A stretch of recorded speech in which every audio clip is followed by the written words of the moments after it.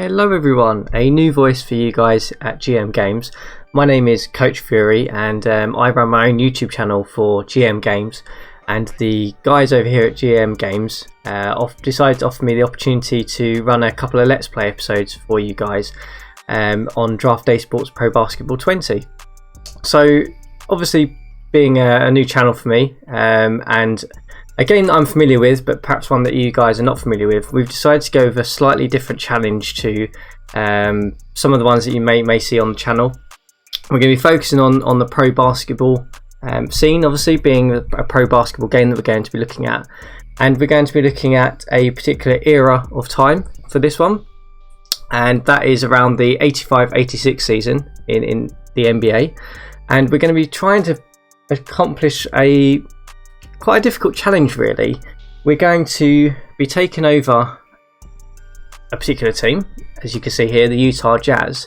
And for those of you who are, dedicated basketball fans, you'll kind of know where we're going with this already, I would imagine. So, the Utah Jazz are probably quite an interesting time of this era, an interesting team, because they've just managed to acquire through the draft a certain Karl Malone, adding to John Stockton, who was drafted the year earlier. And this team is quite legendary in the NBA history, in NBA lore, for being a team that stuck around together for quite a long period of time, but never really got over the hump of taking a championship ring. The reason being is that obviously at this era and this time frame, there was a certain basketball player who decided to turn up called Michael Jordan, who well and truly dominated the league for almost over a decade, basically, minus his baseball era that he had. So the guys at GM Games gave me a bit of a challenge with this one, and they kind of said, we'll take this team with Karl Malone and John Stockton, two Hall of Famer basketball players, the dynamic tandem that they formed, and see if you can bring them that ring that they never won through their tenure in the Utah Jazz. So that's going to be the first aim, I think, and the ultimate aim of this Let's Play series. We'll see how long it takes us. It could take us 1, 2, 3 seasons. It could take us 10 seasons. I honestly don't know. This is going to be quite a challenge for us. And then I've set myself some other little targets as well, alongside just to bring home one ring. Being an ambitious person that I am with this game, I am going to aim to hopefully 2 things really. One is obviously to bring a ring home, and 2 is to beat Michael Jordan for the number of rings that he has won. So that being 6 in real life, and also a sort of side note, we're going to keep track of how many rings Michael Jordan wins in this Let's Play series as well. So we're going to have sort of a couple of little mini things. We're going to see if we can get that one ring that John Stockton and Karl Malone didn't. We're going to try and beat Michael Jordan's ring target he had in real life, which was 6. That's going to be very ambitious. And then we've got a sort of side one to see whether we can just basically outwin Michael Jordan in this Let's Play series in the actual game. So it's going to be a bit of a challenge. We've set ourselves a tall order here because I think the Jazz at this era were an okay team. They were sort of bit of a rebuilding team, and then obviously when they got Karl Malone and John Stockton, they become quite a regular playoff team really. So we're going to see how this goes. For those of you on this era, you'll understand that there's some players in here who obviously are quite familiar to people who know this era. So we've obviously got none other than John Stockton, as we mentioned. A young 23-year-old point guard, still needs to develop. He's already a very good ball handler, passer. He's already a very good defensive point guard. His scoring's not particularly great. We need to hope that develops, because we need him to be able to score as well as distribute. But he's young, he's developing. And then obviously we've got our partner in crime, Karl Malone, who has come into the league pretty much already as a good starting power forward. So he's not a great defender at this stage, but he is a good scoring threat already. So hopefully these two develop and become the all-star type players that they were.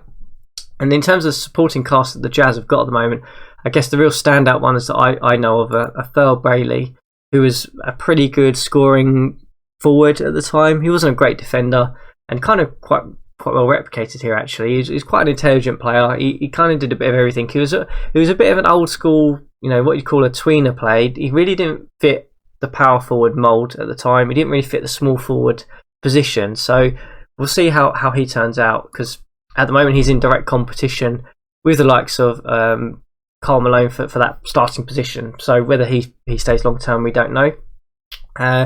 Those of you will know Adrian Dantley as well, another big name at the time. Just a pro scoring, lack of defense, small forward it looks like in this Let's Play. So he's going to probably be the guy who carries a lot of our offense, I think, this first season, given he's the most experienced sort of scoring player we have. We've then got an interesting position of Ricky Green as well that we'll have to decide on, who is kind of the experienced veteran point guard that we've got. Looks fairly solid. He's not a bad defender. Pretty much probably slightly better than John Stockton at this point, I would say. So, obviously we've got a bit of an intense battle for the two positions that they're both in. And then we've got Mark Eaton, the 7-foot forward defensive centre, who I actually really like in this game. So I'm quite glad we've got a good defensive centre quite early. So that's going to certainly help us for the beginning. So this is the team. It's going to be a real challenge for us. Whether this team's good enough already, whether we need to sort of make some trades, I'm not sure. We'll obviously be going through this and working our way through it. But I mean, for those of you who have not played Pro Basketball 20 from Wolverine Studios, it's a real challenge, because not only do you have to construct the roster that you want, it's also about balancing that roster as well. So one of the key things we have is we've obviously got to manage contracts. So, immediately we've got some big contract things. You can see Dantley is costing us a fortune at the moment. Whether that's the right approach, don't know. We're going to have to obviously manage that. Make sure that the likes of Stockton and Malone obviously stay with us for a good period of time for us to do this challenge. So we're going to have to make sure that we manage our cap capacity around that.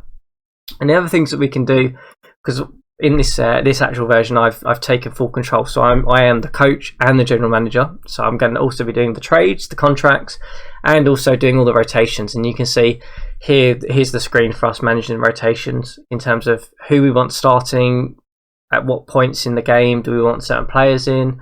We're going to play around this probably. Maybe this episode, maybe next episode. We'll see how we get on for time, but. It's you can actually literally set your lineups per every 2 minutes in a game, so that's really helpful. We can quite nicely micromanage that to make sure we get the best out of this roster and future rosters. And then the other thing that I said in terms of, you can also construct the team, but you've also got to get the right balance of the strategy.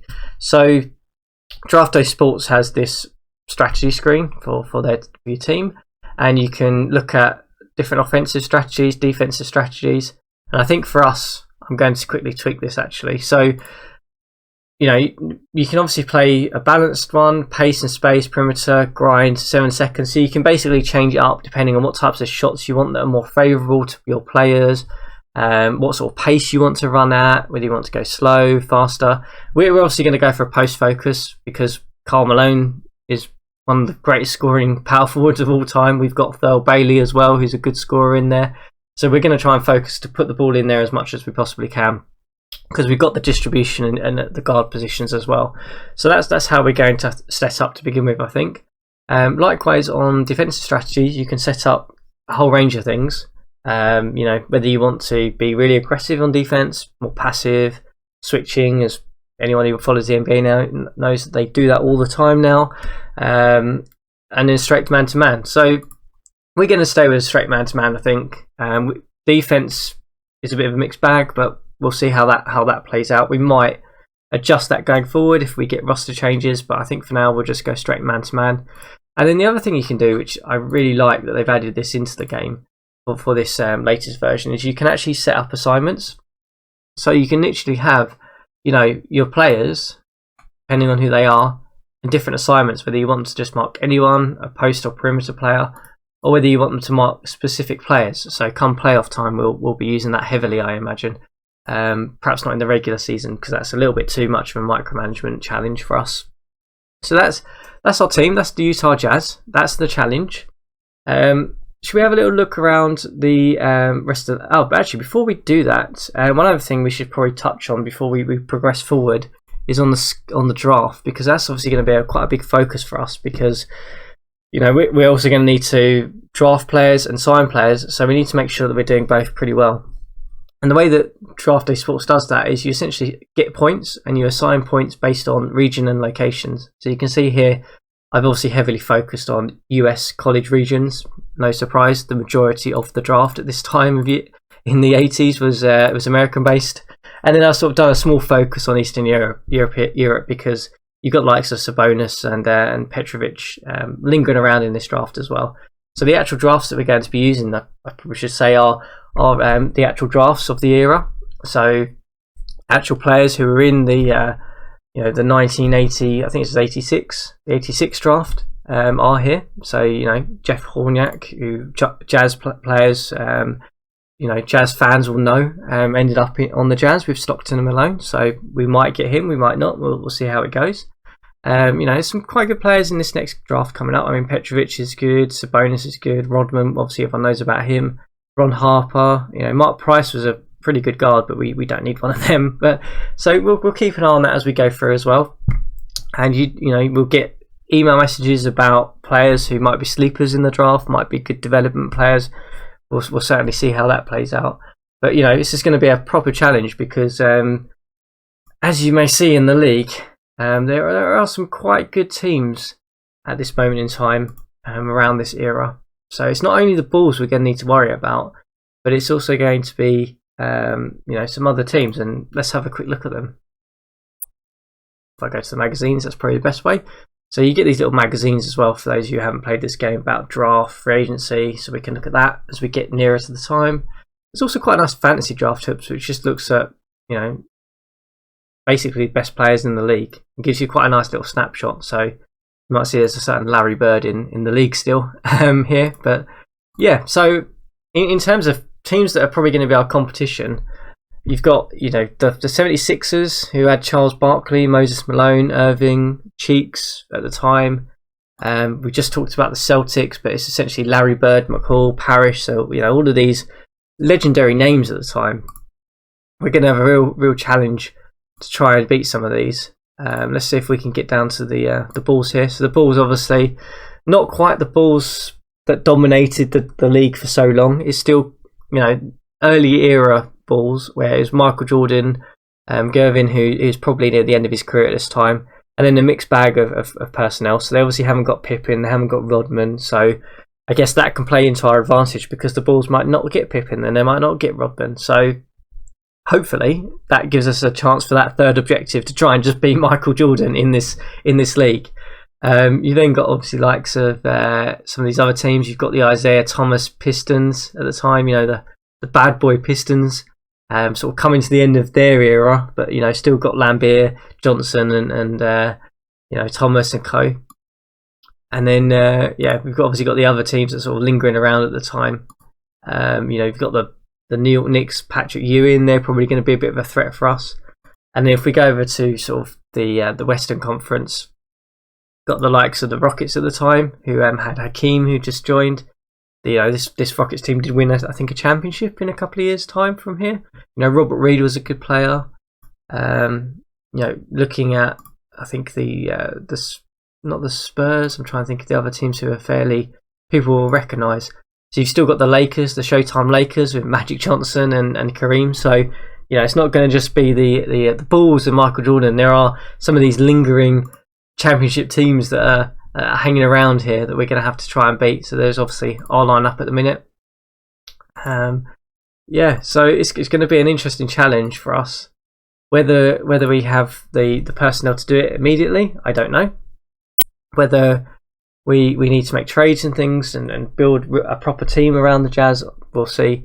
But it's going to be a full on challenge for us, and I think without doubt we're going to be having an interesting time here, because I don't think we're necessarily going to be championship contenders off the bat. It's probably going to take us a couple of seasons. We need the likes of Stockton and Malone to develop. But should we dive dive into our first game to end this episode. So we're up against the Phoenix Suns to begin with. Let's put it on AR control and we can just watch the game. So the Phoenix Suns at the time, I think, were sort of a rebuilding team, I think, at the time. And Walter Davis is probably the one that a lot of people will remember, and Larry Nance, maybe, for his time at the Spurs. Walter Davis was obviously a very good scoring guard at the time. And then this is how we line up. So we've got John Stockton obviously in at point guard. Ricky Green, who really is a point guard, playing shooting guard for us, because we don't really have a actual shooting guard at the moment. Adrian Dantley, who's our scoring experienced small forward, and then we've put Karl Malone in at power forward, no surprise, and then Mark Eaton. So, I mean, in terms of this lineup, this is a fairly good lineup, to be honest with you. I mean, the guards are more like point guards, so we're not expecting a lot of scoring out of them, but they should be able to distribute and bring the ball up between them. Dantley is sort of our wing scoring guy, and then Malone and Eaton are sort of the post presence. So let's see how we go in game one here. Let's put this slightly slower. We're going to make sure that we pause at half time, and we are off.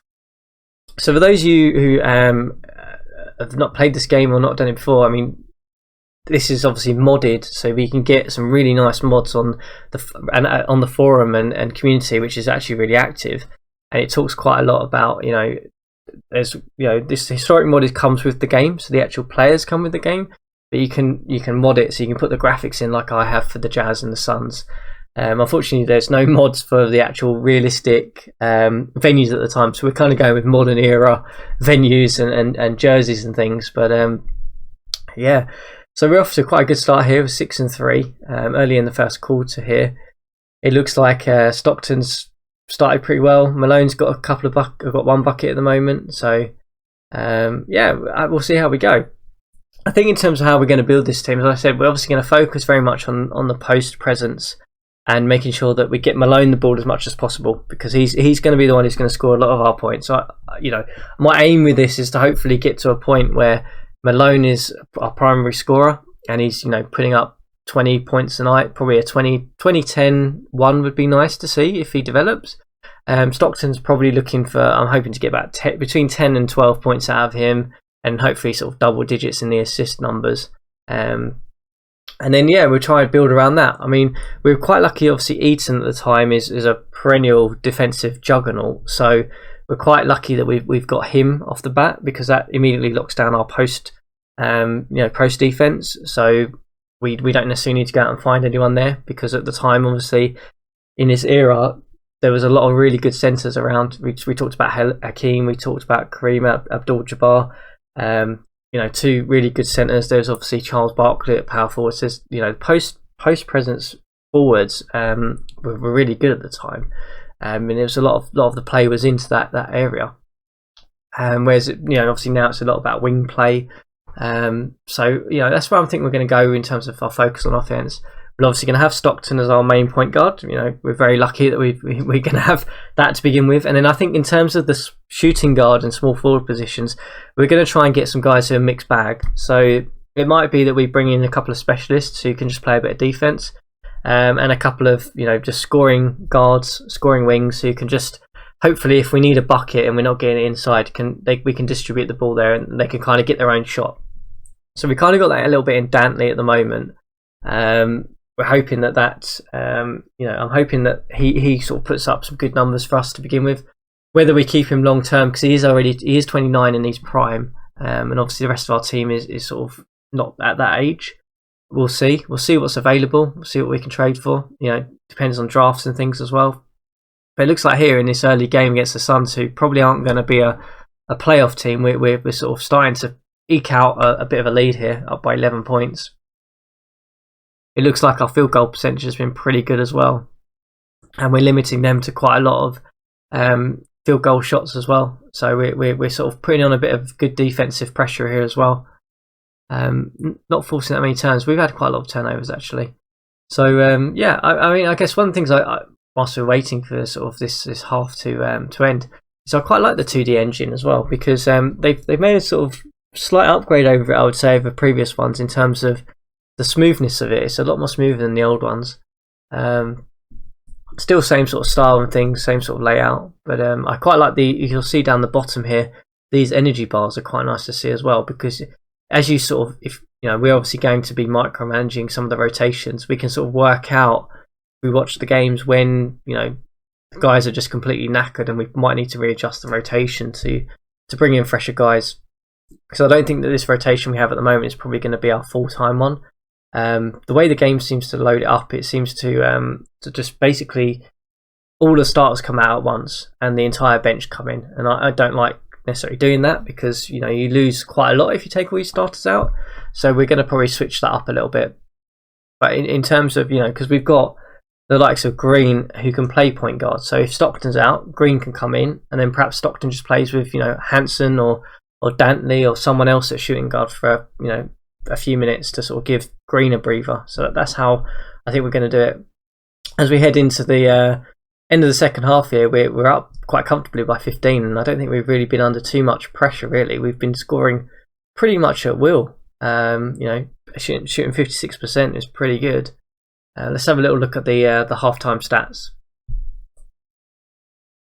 So yeah, okay, so it looks like Karl Malone has actually struggled this game. He's only played 8 minutes, and he's hit some foul issues quite early on. Not much of a surprise there, I guess. He's up against the likes of Nance and co. So okay, not the best start for Malone. I guess Dantley has been pretty solid for us. Eaton as well. Ricky Green has been doing really well at shooting guard, 7 of 8. That's some nice point numbers there for him. Stockton's been pretty solid. Couple of strange turnovers there, I guess. We're running at sort of a averagey sort of pace at the minute. I've not adjusted that too much, because I just want to see how that impacts us, whether we need to slow it down or speed it up. But looks like we're getting quite good usage out of the bench here as well. So Thurl Bailey has come in and sort of put up some additional scoring for us if we'd needed it. But mainly the defense is where we've been sort of limiting them, it looks like. So let's go on to the second half and see if we can, 17-point lead. I'd be surprised if we lose too much here. It's quite a comfortable lead, but you never know in basketball. A couple of easy shots and you can easily be back in it. I guess one of the things I probably should say as well is that one of the things I've had to do for this game is I've adjusted the 3-point percentage down. So one of the things you can do in the options, and I'll show you perhaps after this game, is that you can adjust the 3-point percentage numbers down. So I've brought that right the way down because I wanted it to be more reflective of this era. Whereas if you leave it 100%, it leaves it basically modern NBA type 3-point shooting, where you get, upwards of 30 3-point attempts a game basically, and sometimes that's from one player. So I've brought it right the way down based on the averages at the time, which I think were about 6 or 7 3-point attempts a game. So for those of you, if you're looking in when we look at box scores and things and see the 3-point numbers are a lot lower, we can see here there's actually been no 3-point attempts in this entire game at the minute. I've brought that right the way down so to reflect it, and it ran a small test with the game engine just to see whether that was reflective, and it was. If we go through the eras, and the 3-point percentage obviously does change as you go through eras, I'll obviously ramp it up in line with that. But the thing is, if you don't change that, then you end up with basically a whole host of players who are just non-effective because they don't have the 3-point ratings that the elite players in the modern game do. So you end up basically with just people chucking up silly numbers in 3-point range. For those of you who are watching my last Dance Chicago Bulls Let's Play, I left that 100%, and upon review now, I can see that probably that was a mistake. I probably should have adjusted the 3-point percentage, because Michael Jordan was shooting something stupid like 36% because he was taking 11 3-pointers a game, and he just didn't have that range. Like a Kevin Durant or James Harden or so on for this era. So yeah, it looks like the Phoenix Suns have come back here actually, 2 points behind now. We're going to need to up our game here. We're going to sort of come out with the first episode win really. Looks like they've come back, they're shooting a little bit better now. Either that's poor bit of defense from our end, or they've just decided to up their shooting ability. But we're only up by 3 now, so it's a little bit of a closer contest at this stage. But it looks like Thurl Bailey's come in and put up some good numbers for us, and likewise John Stockton's doing pretty well. He's averaging 15 and 6 now. So yeah, going okay. But I'm guessing Karl Malone must have fouled out if he's not in at this stage. But we're heading into the 4th. We're up by 5, so hopefully we can just keep that lead up and keep the performance going. Yeah, Thurl Bailey's come in with 19 points, so nice to know we've got some decent bench scoring if we need it. It's close now though. We're only up by 4.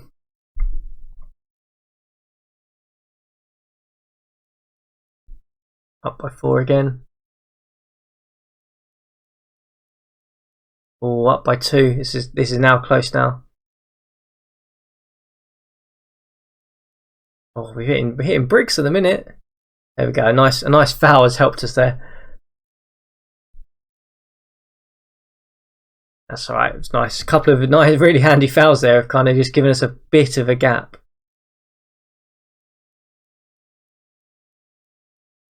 Looks like Dantley's sort of taken the game on, and looks like Malone has come back in the game. So I'm guessing he's hit foul trouble this game. Yeah, he's on 4 fouls, so that's why he's been out. But we're up by 7 now with 3 minutes to go. So hopefully we can just keep the lead at bay and get our first win here to end the episode.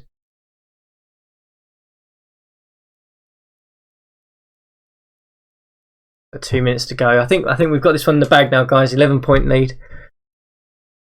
Yeah, it's all over now. I think we're now in sort of free throw territory. So not the best performance from Karl Malone. He's obviously hit some foul issues here. Not good when we're trying to feed him the ball most of the time. But it looks like Stockton's had a fairly okay performance, although he's kind of chucked up some numbers late on there. Ricky Green actually has been really surprising at shooting guard, 7 of 10, which is good to see. And yeah, I think this is over now, guys. We're up by 9 with 35 seconds to go.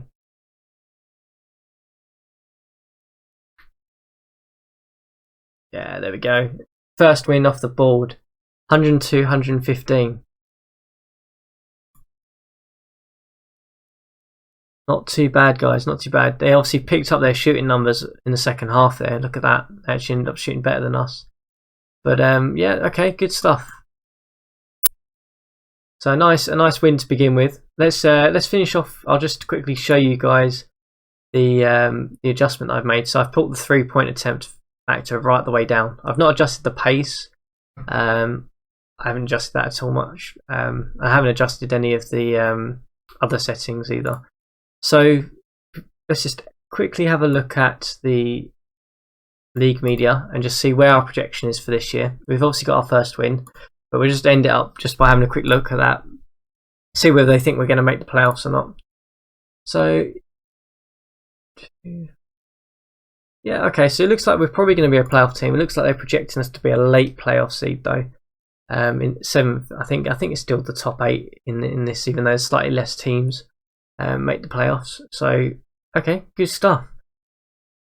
Great, I hope you enjoyed the episode, and we'll obviously be back with the next episode. We'll probably be looking at our next couple of games, going through, making some adjustments. Yeah, but hopefully you enjoyed it. We'll see how the likes of Stockton Malone can develop, and hopefully we can bring them that ring that they didn't have, and upset some history.